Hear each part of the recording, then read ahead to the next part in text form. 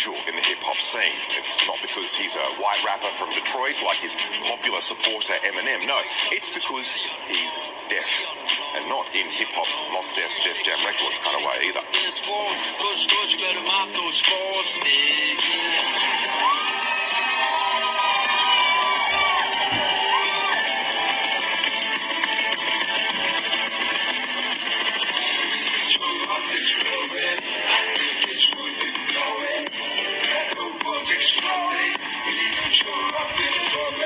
Is hip-hop the perfect kind of music for deaf people? I would think so. I sort of think the flow of music is easy to follow. So vibrations and things like that is perfect. And it's a really good way to express yourself. And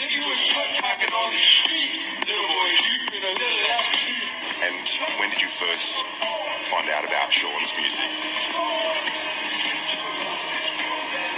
I actually met Sean when I was at university in the States, and that was before he became the world-famous performer that he is.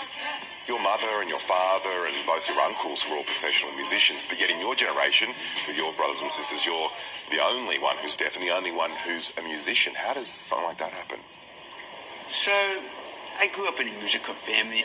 Going to venues like this and watching my dad and my uncle perform was some of the best memories that I ever had. And, you know, growing up and seeing that, it was one of the things that I've always wanted. But I guess I was the only one who was really, really serious about it. And in a lot of ways, I'm lucky that I'm deaf too, because as a deaf person, I kind of have a niche. I would say the one song that really influenced me, that really impacted me, is Devil with the Blue Dress by Mitch Ryder and the Detroit Rio. And the reason for that is because when my mom played it in the car, when the song opens, it's a kick drum. And it goes bum, bum, bum. And as a deaf person, it's just not. And when I was about 5 years old, these people that played on the song came over to my house. My dad was like, oh, this is the guy that plays drums. This is the guy that plays guitar. This is the guy that sings. And to me, just to experience that, to know that this song that I loved and these people that made it were all human, it was just so rock and roll to me.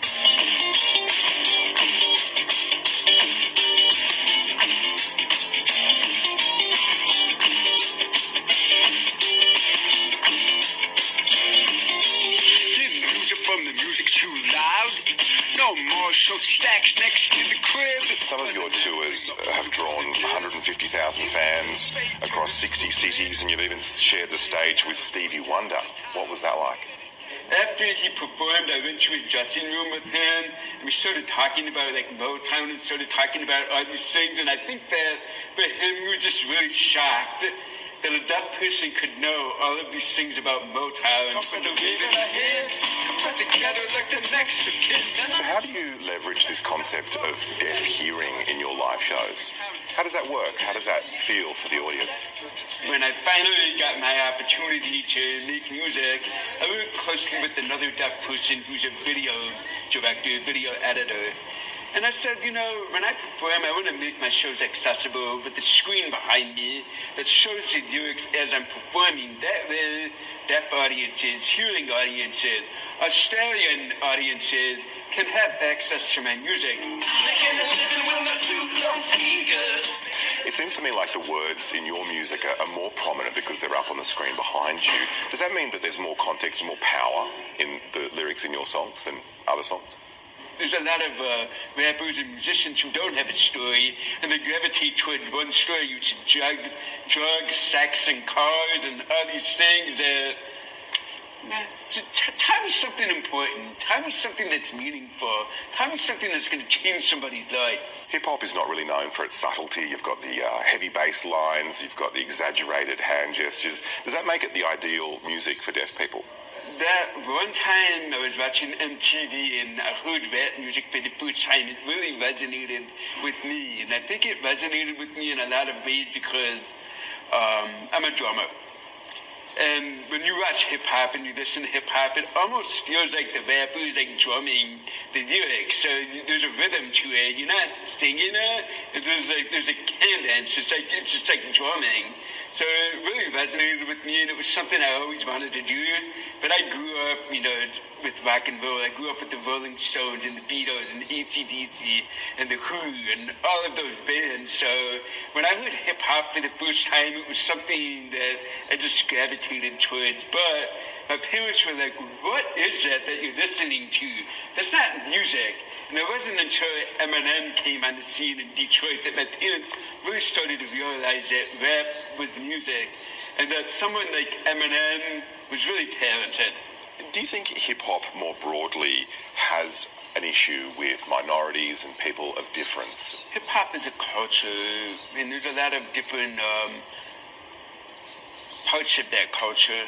There's some that are more positive, and I tend to gravitate towards the more positive rappers who really have a message to share.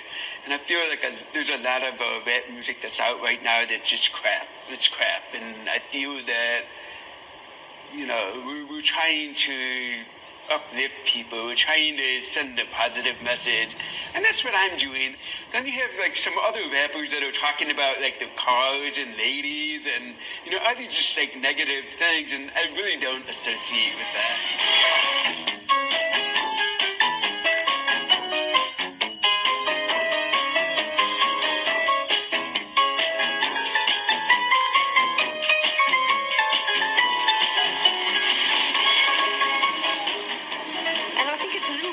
Classical music. I feel that deep beats within classical music. I don't hear the words that Sean sings, but I certainly see his signs and I understand his message. And through Sean, I think I understand what music sounds like. And I should mention today we're having this interview via two wonderful translators, one speaking American Sign Language and one speaking Australian Sign Language. Are you getting any of this? Can I give you some Australian slang that might not translate properly through to American Sign Language? Like "g'day," for example, does that come through in American Sign Language? Yeah, I get that, but it's interesting. In like the past 24 hours since I landed here, I've met probably 100 deaf people, some deaf kids and deaf adults, and I've seen a lot of different things that are completely different from America, and some slang from here, What does this mean? I have no idea, but it's like... I think it means cut it out, mate. Finish. Oh, finish. Finish. Oh, really? Well, that's a good place for us to leave it today, I suppose. Thank you so much for your time, Sean. A pleasure to meet you, and enjoy your time in Australia. Yeah, really, pleasure to meet you.